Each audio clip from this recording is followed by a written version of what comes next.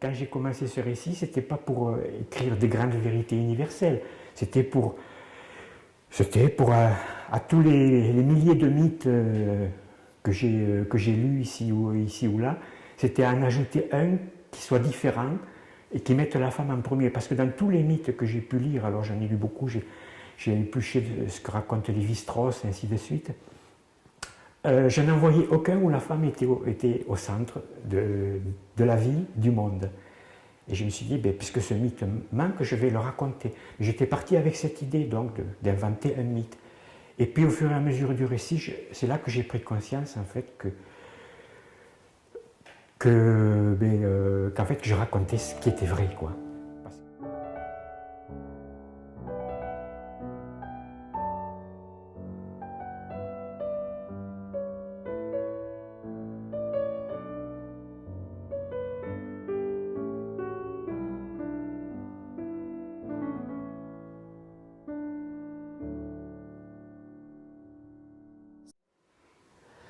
Le monde d'aujourd'hui, je pense qu'il devrait, en fait, il n'y a qu'une chose à faire, non pas changer le monde, hein, changer le monde, je pense que c'est quelque chose de c'est encore plus, enfin, c'est même pas de l'ordre de l'utopie, c'est moins que l'utopie, changer le monde. Non, c'est changer son regard sur le monde, avoir un autre regard sur les choses. Si on regardait simplement une source d'eau différemment, comme quelque chose qui est nécessaire à notre vie, on prendrait conscience que la Terre est vraiment une dispensatrice de vie, une mère nourricière. Donc changer notre regard.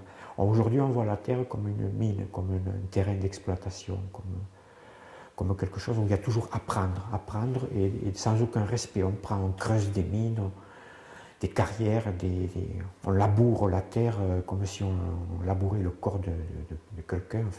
On fait que prendre. On oublie de dire merci et de se rendre compte que toute la nourriture est là. Donc changer le regard, voir non pas la terre comme une mine, mais comme une mère nourricière, et changer notre regard sur le féminin. Voilà, c'est-à-dire ne pas voir le féminin comme on le voit dans toutes les sociétés patriarcales, et voir la femme autrement, c'est-à-dire la regarder comme si elle était d'un peu plus bas, quoi. On la regarde en surplomb aujourd'hui, la femme. Et on devrait la regarder un peu en levant les yeux. La fabuloscope, c'est un peu la même chose, c'est créer des univers qui soient autrement que l'univers dans lequel on est. Des univers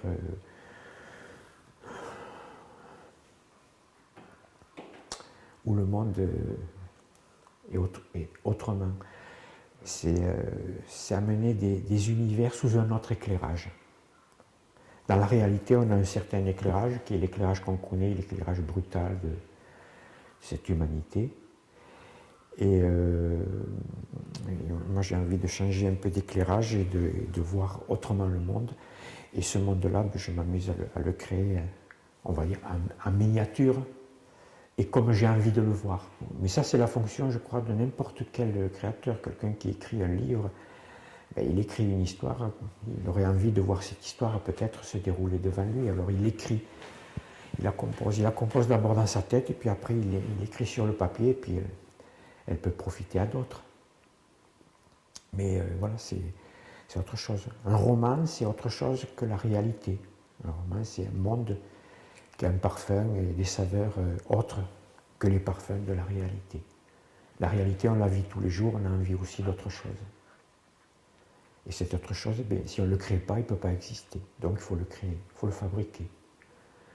Le travail sur les vulves, c'est encore une autre manière de voir encore autrement le monde, c'est-à-dire d'y voir le féminin qu'il y a et qu'on ne voit pas. Voilà, c'est ça. Quand je fais apparaître un signe féminin, alors ce symbole féminin, où je mets à la fois fécondité, beauté et parfum, mais ce parfum dont je parlais tout à l'heure, ce parfum, cette présence féminine, dans ce signe, j'y mets ça, puisque c'est un symbole. Un symbole, c'est quelque chose, c'est une toute petite chose dans laquelle on met beaucoup de choses. Comme les chrétiens, quand ils prennent la croix, ils y mettent dans la croix, ils mettent la rédemption, Jésus-Christ, toute l'histoire du Christ. Dans ce petit truc qui fait deux barres qui se coupent à angle droit, ils mettent tout ça. Ben, le symbole que j'ai pris, moi, je mets tout le féminin dedans. Et en fait, quand je vais le faire apparaître dans la nature, dans la montagne, sur des arbres, sur la terre, partout, je les fais apparaître au moins peut-être, en termes de nombre, peut-être 10 000 fois dans tout le département. C'est simplement pour que quand un regard qui croise ce signe puisse voir, c'est pour lui donner une chance de voir le féminin de la terre. La terre, c'est quoi? C'est un organisme avec plein de pores par lesquels sortent la vie, plein des milliards de pores. Il y a l'herbe, tout ça qui sort, il y a même nous qui sommes sortis de là. Et en fait, ces petits pores, c'est des petites vulves. La Terre est parsemée de milliards de vulves d'où jaillit la vie de tous côtés, et toute forme de vie. Alors vraiment, du ver de terre jusqu'à l'éléphant, la Terre est la fécondité personnifiée. Et j'ai envie que quand quelqu'un croise ce signe, il puisse voir que c'est féminin. Voilà. C'est un petit espace comme ça. Et dans ce petit espace, s'il voit le féminin, il peut se rendre compte qu'en fait, derrière cette petite chose, il y a la terre entière qui est féminine. Un monument aux vivantes, c'est né parce que en fait, je voyais qu'on avait construit des monuments aux morts. C'est drôle ça, on avait construit des monuments aux morts. Et c'était donc pour rendre hommage à des hommes morts dans des guerres. Mais je me suis dit, il faudrait aussi penser à celles qui donnent la vie. Donc on va faire... Parce que tous ces morts-là, quand même, quelqu'un leur a donné la vie avant qu'ils meurent. Ils ont tous eu pour premier habitat le ventre d'une femme. Alors il faudrait penser à elles un peu aussi. Donc faire un monument aux vivantes. Et donc je me suis dit, dans chaque commune, il y a un monument aux morts. Tiens, ce serait bien que dans chaque commune, on construise un monument aux vivantes. Même si on y pense un peu tard, parce que on est en l'an, je ne sais pas moi, 2010, 2011 de l'ère chrétienne et on n'a pas encore pensé à construire des monuments aux vivantes. Il faudrait s'en occuper. Donc j'ai écrit aux communes, aux 332 communes du département, avec un projet donc, qui était écrit pour leur proposer de construire un monument aux vivantes dans leur commune, dans chacune de ces communes. Bon, mon projet n'a pas eu de succès puisque sur les 332 lettres, je n'ai eu que 2 ou 3 réponses, mais négatives. Et toutes les autres ne m'ont jamais répondu. Alors je l'ai construit moi-même, enfin j'en ai construit plusieurs, mais j'en ai construit, je crois, 8. Et le 8e est construit devant la fabuloscope avec des pierres vulvaires. Mais j'en ai construit un peu dans différents coins du département, de différentes sortes, de différents types. J'en ai même un que j'ai construit sous terre. J'ai creusé un grand trou, et dans ce trou, j'ai construit le monument. Et j'ai rebouché avec le trou. C'est un peu comme si je l'avais semé dans la terre pour qu'il en pousse quelque chose. C'était une sorte de semaille. Je me suis dit, je vais en semer un dans la terre et peut-être il va en pousser plusieurs. Voilà. Il en est poussé plusieurs, mais c'était ceux que j'ai construits moi, puisque personne ne m'a suivi dans ce projet. J'avais aussi, dans les communes, j'avais déposé des pierres vulvaires dans les 332 communes. Alors ça, je crois que je l'ai fait après, quand je n'avais pas eu de réponse des maires de ces communes pour construire un monument aux vivantes. Je me suis dit, je vais quand même au moins moi faire ma part, parce que après tout, j'ai un projet, il faudrait que je fasse ma part. Alors je suis allé dans les 332 communes, ça m'a pris plus de 8 mois, parce qu'il fallait chaque jour que je parte avec ma voiture et je pouvais faire que environ 7, enfin ça dépendait, des fois c'était 3, 4, 5, 6, 7, 8, jusqu'à 8 communes par jour pour déposer simplement une pierre vulvaire dans la commune. Je choisissais le plus bel endroit de la commune, c'était souvent près d'une église, près d'une fontaine, parce que c'est souvent des endroits très beaux. Et là, je venais déposer une pierre vulvaire. En quelque sorte, c'était un petit monument aux vivantes miniature, c'était qu'une pierre, on va dire. Je venais poser la première pierre du monument aux vivantes. Et puis je me suis dit, si quelqu'un veut venir poser la seconde pierre, puis la troisième, et puis continuer, il le fera. Bon, personne ne l'a fait, c'est un fait, mais moi j'ai fait ma part. Voilà. Je crois que quand on lance un projet, quand on fait quoi que ce soit qu'on fasse dans la vie, faut faire le premier pas, il faut faire le premier geste, il faut faire sa part. Voilà. Dans ce projet, j'ai fait ma part. Personne n'a suivi, tant pis. C'est tout à fait drôle d'ailleurs parce que les réactions ont été parfois très négatives. C'est dû à un fait de perception, des plaintes que j'ai eues de mères qui, ayant trouvé ces pierres près d'une église, près d'un monument aux morts, ont porté plainte contre moi parce que j'avais profané quelque chose en mettant ces pierres vulvaires. Et ça c'est vraiment une histoire de perception. C'est-à-dire qu'ils voyaient quelque chose de mal dans ces pierres. Moi, j'y ai tout mis. J'y ai tout mis de tout ce que je peux mettre de beau, de féminin, de parfumé dans ces pierres. Je mets la vie. Et eux, ils y ont vu du noir. Et en fait, on a raison de dire qu'on ne voit que ce qu'on projette, avec notre regard. Les gens qui voient le monde laid, ils projettent que leur laideur, parce que le monde n'est pas laid en soi. Et quand on voit les choses belles, c'est qu'on est capable de projeter la beauté.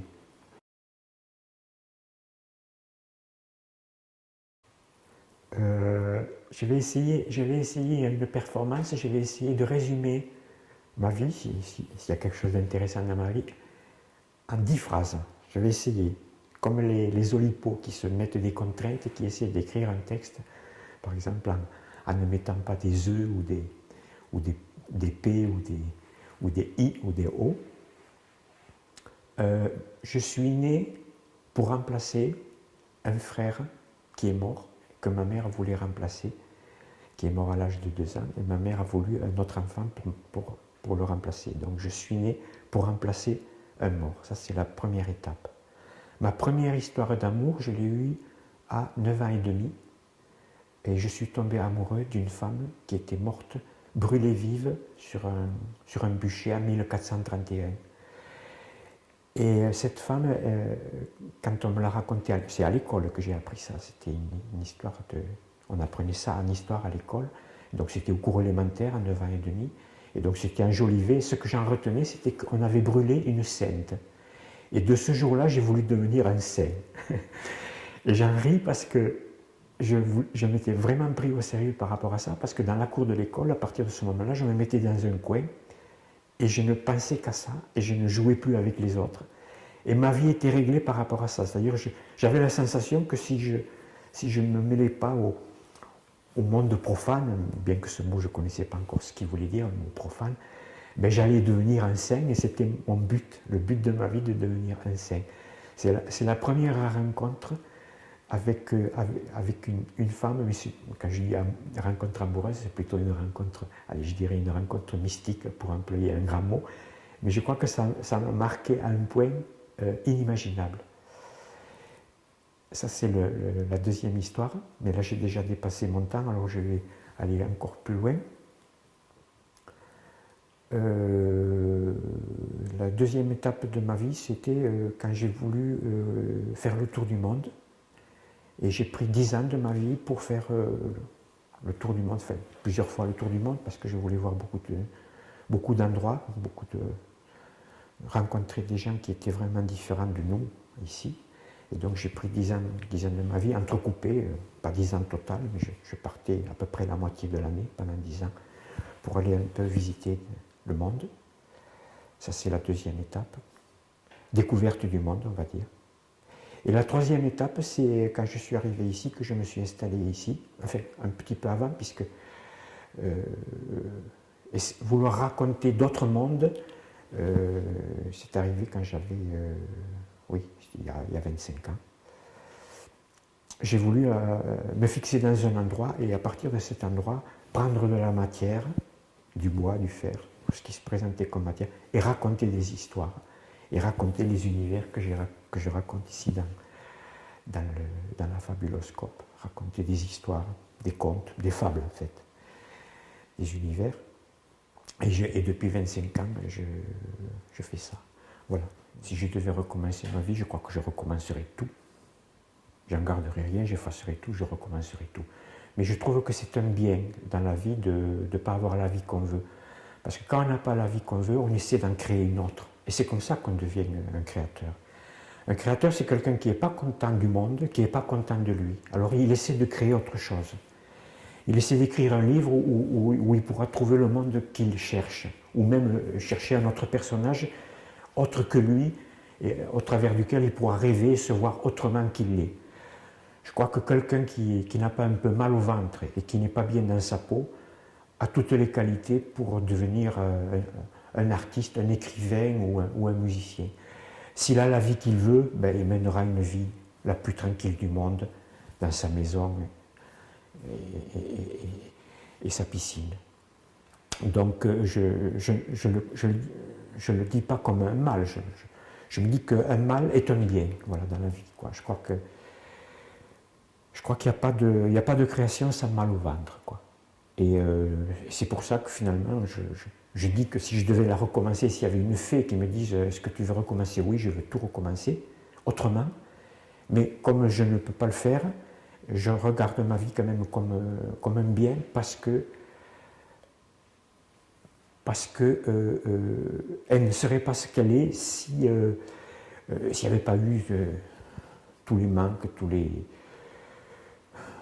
les désagréments, tout ce que je ne voudrais pas qu'il soit comme c'est. Si je pouvais refaire mon physique, je le referais entièrement. Si je pouvais refaire ma vie aussi, ben je l'ai refait en quelque sorte, mais à l'extérieur. Voilà. J'ai écrit un autre livre de ma vie à l'extérieur, et c'est pas si mal parce que ça peut aussi profiter à d'autres. C'est-à-dire qu'un peintre qui peint une toile avec le monde comme il voudrait le voir, ben après il prend cette toile, il l'accroche et d'autres viennent le voir. Et ces autres-là peuvent aussi profiter de ce monde qui a été projeté sur cette toile. Donc tout ça est bien, quoi. En même temps, je trouve que c'est très bête aussi de verser dans l'autosatisfaction. Je ne suis pas quelqu'un qui est content de sa vie, non. Ça, je ne suis pas content de ma vie. J'aurais pu faire plein de choses, je pense, meilleures. Enfin, je pense que dans la vie, on n'est pas à l'optimum de ses capacités et on est souvent très paresseux, quoi. Et on n'aime pas les choses difficiles, on va parfois au plus facile, quoi. Au lieu de ça me rappelle un proverbe d'un père qui dit à son fils, dans la vie, essaie de choisir toujours ce qui est un peu plus difficile. Moi, j'aurais aimé qu'on me dise ça au départ de ma vie, choisis ce qui est un peu plus difficile, et que je m'y tienne en plus à le faire. Et on va souvent un peu au plus facile, quoi. Et on est assez paresseux. Donc on n'exploite pas de... Enfin, exploiter est un mot dont j'ai horreur. Tu penses que tu as choisi toujours la voie la plus facile? Non, je ne pense pas que j'ai choisi la voie la plus facile, mais j'aurais pu la choisir encore plus difficile pour qu'elle soit plus belle, avec la conception que j'ai de la beauté, quoi. La beauté, pour moi, c'est l'acte juste. C'est un acte qui... on pourrait s'imaginer le moi, qu'on a ici, là, ou là, je ne sais pas exactement où est le moi, comme plusieurs voix qui essaient de parler. Et en fait, le but de la vie, ce serait qu'elles parlent toutes d'une même voix, ces voix. Mettons qu'il y en aurait 12, là, il y en a 12, et elles sont toujours en train de se disputer. Quand il s'agit de faire ça, oui, non, il faut le faire comme ça, il faut faire comme ci, non, non, on discute, on passe son temps à discuter, à ergoter dans notre tête pour le moindre petit acte, et on se fatigue plus à discuter sur comment on va le faire la chose qu'à la faire elle-même. Alors que si on pouvait mettre tout le monde d'accord ici avec ce moi qui parle d'une seule voix, on produirait l'acte juste, c'est-à-dire que les 12 iraient produire l'acte avec leurs 12 énergies réunies en une seule. L'unification du moi qui aurait l'acte juste. Et alors là, cet acte serait beau parce qu'il serait juste, parce qu'il serait exact. Ça pourrait être l'acte du peintre qui tient son pinceau et qui a le trait juste, parce que tout lui est d'accord avec ce geste qu'il fait. Ça, c'est... Voilà. Mais quand à l'intérieur, c'est le gros brouillon, la grosse dispute, où la concorde n'existe pratiquement jamais, comment produire l'acte juste? L'acte, il est à peu près, il est hésitant, il est jamais très beau, quoi. Et donc c'est ça, pour moi, une vie réussie, c'est mettre de l'ordre pour que l'acte qui sort soit l'acte juste, c'est-à-dire l'acte beau.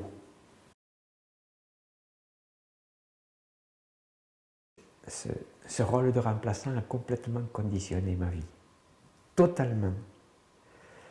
J'aurais été un autre. J'aurais pas été un remplaçant, j'aurais été moi. Et là, je suis pas moi, je suis un remplaçant. Donc ma vie est tout à fait autre.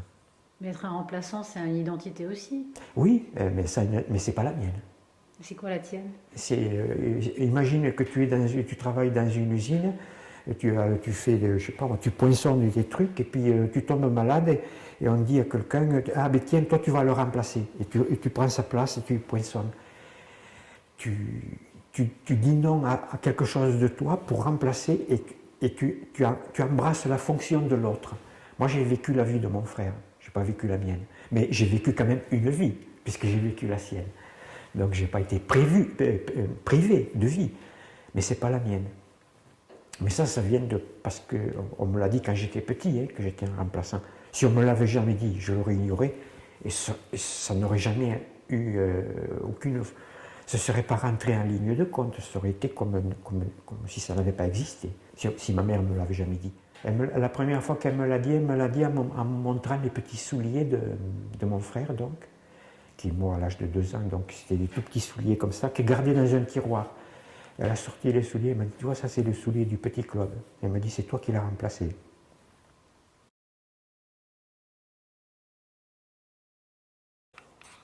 Je crois que je vais dire que c'est les meilleurs, mais en reprenant un mot, une phrase de Alain Fournier. Alain Fournier, dans Le Grand Môle, à un moment donné, il dit j'ai vécu là les jours les plus beaux et les plus tourmentés de ma vie. Il assimile beau et tourmenté dans la même phrase, les plus beaux et les plus tourmentés de ma vie. J'ai été frappé par cette phrase parce que moi aussi, les jours les plus beaux, c'est aussi les plus tourmentés. Et les plus tourmentés, moi, c'était dans mon adolescence, c'est quand j'ai commencé à rencontrer les premières femmes que j'ai rencontrées, les premières filles que j'ai rencontrées. Enfin, je n'en ai pas rencontré beaucoup, 2 ou 3 dans mon adolescence. Voilà, commencer à s'approcher de cet être féminin dont on ne sait pas comment il est, et tout ce qu'on fait pour qu'il s'intéresse à nous, ça c'est la période la plus tourmentée et en même temps la plus extraordinaire, quoi. Je crois que c'est ça en fait,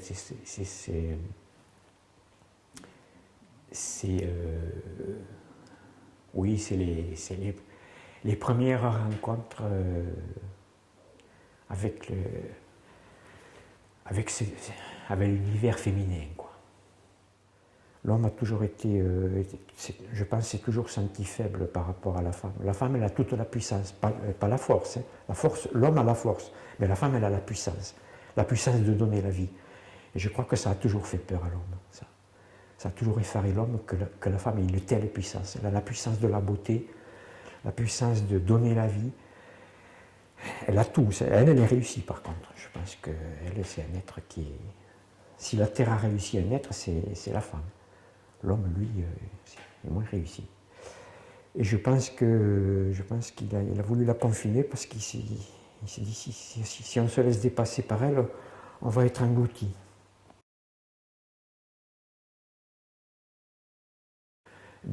J'y ai pensé souvent à ça, mais je réponds toujours non. Parce que si j'avais été une femme, je n'aurais pas pu regarder les femmes comme je les vois maintenant. Je n'aurais pas pu voir dans chaque femme une déesse, comme je vois en étant homme. En étant homme, je peux les voir et les voir belles. Si j'avais été une femme, non. Je n'aurais pas pu voir les femmes comme je les vois. J'aurais vu des hommes. Mais bon, c'est pas très intéressant, les hommes. Non, je suis content d'être un homme.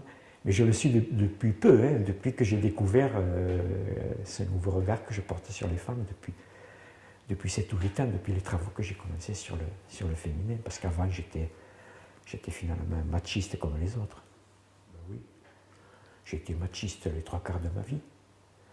Et je voyais tout ce que je critique en ce moment sur les sociétés patriarcales, j'étais partie prenante de ça.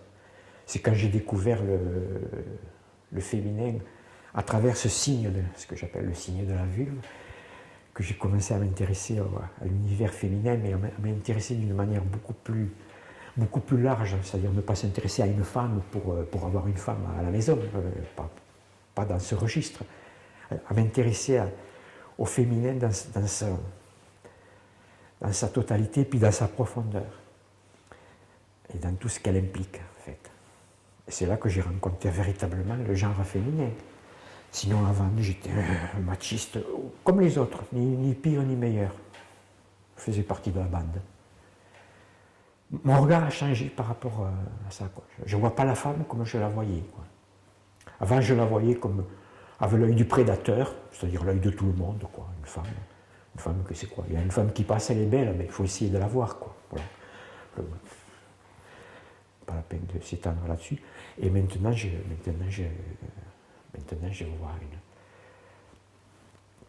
vois un être, je la vois dans toute sa beauté, et puis pour moi, le fait de porter la vie, le fait que la femme, le fait qu'on soit tous issus d'un ventre de femme, c'est quelque chose de, je trouve que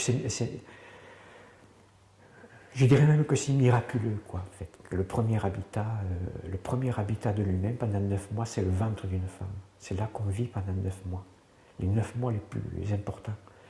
Et je crois que même si on a la nostalgie du paradis perdu, parce qu'on a tous un peu cette nostalgie, plus ou moins inconsciemment, c'est parce qu'en fait, la seule période paradisiaque qu'on a dans une vie, c'est pendant ces 9 mois. Parce que là, on n'a pas de soucis, on est bien. On baigne dans la sérénité, dans l'extase, parce qu'on baigne dans ce liquide qui est dans le ventre de la femme, on est en sécurité, et on est en fait dans le paradis. Et c'est dès l'instant où on en sort, d'ailleurs, dès qu'on en sort, qu'est-ce qu'il fait le bébé dès qu'il sort? Il hurle. C'est son premier cri parce qu'il est jeté dans la jungle. Ou alors là, les soucis, ils ne vont pas manquer. Et je crois que quand toute notre vie, on a la nostalgie de ça, de ce paradis perdu. Et on essaie de le retrouver à travers plein de choses. Là, je suis au stade de ma vie où je n'ai pas tellement de projets parce que je suis dans une mauvaise position sur tous les plans,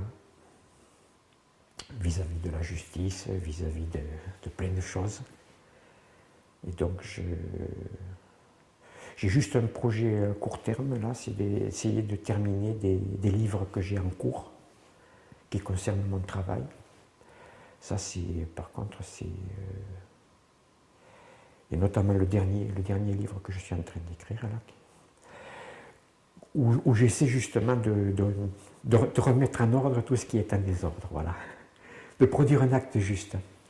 Après, quand Proust a eu fini d'écrire La Recherche, qu'il était alité, qu'il était proche de mourir, le soir, il avait terminé, pendant la nuit, il avait terminé les dernières lignes de La Recherche.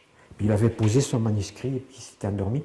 Et puis le lendemain matin, il y a sa servante qui venait tous les matins pour la maison, pour lui apporter le déjeuner, pour s'occuper du ménage. Et elle lui demande ça va aujourd'hui, elle lui demande. Et il répond oui. À présent, je peux mourir. J'ai terminé mon œuvre. Voilà. Et il disait ça en fait en étant content. Il avait terminé son œuvre. Il avait terminé son acte juste, son geste beau. Il avait terminé. Il pouvait mourir. Moi, j'aimerais terminer ce livre comme le rassemblement de peut-être le seul geste juste et beau que j'aurais commis. Mais je ne peux pas le dire parce que je ne sais pas si j'y arriverai. C'est ce que je poursuis, mais je ne sais pas si je vais y arriver. Mais j'espère. Alors là, quand je fermerai ce livre, j'aurai les mêmes mots que Proust. Mais ça ne vaudra pas, mais cette œuvre-là ne vaudra pas l'œuvre de Proust, c'est certain. Mais il y aura quand même je pense, une mise en ordre. Je l'appelle le Premier Testament, mais en fait, je devrais l'appeler le dernier. Parce que ce sera la dernière touche, quoi, d'un travail que j'ai entamé il y a très longtemps. Ça va être le dernier coup de pinceau.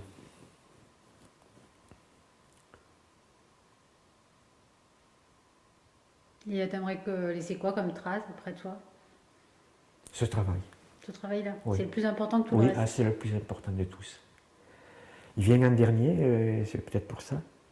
Mais il résume, c'est drôle, parce qu'en fait, il résume tout le reste. Il résume tout. Il essaie de résumer le monde, alors. Mais oui, enfin, je pense que si je pouvais laisser ça, je laisserais, tel que je le vois, enfin, si je réussis, hein, je ne suis pas sûr de réussir. Mais si je réussis, tel que je le vois, j'aurais le sentiment de, en fait, je dirais même de justifier ma vie, quoi. Parce que quand on vient au monde, c'est probablement pour y faire quelque chose, quoi. C'est pas pour uniquement manger, boire et dormir. C'est probablement pour y faire quelque chose. Moi, je me représente l'homme comme venant au monde et y apportant sa pierre.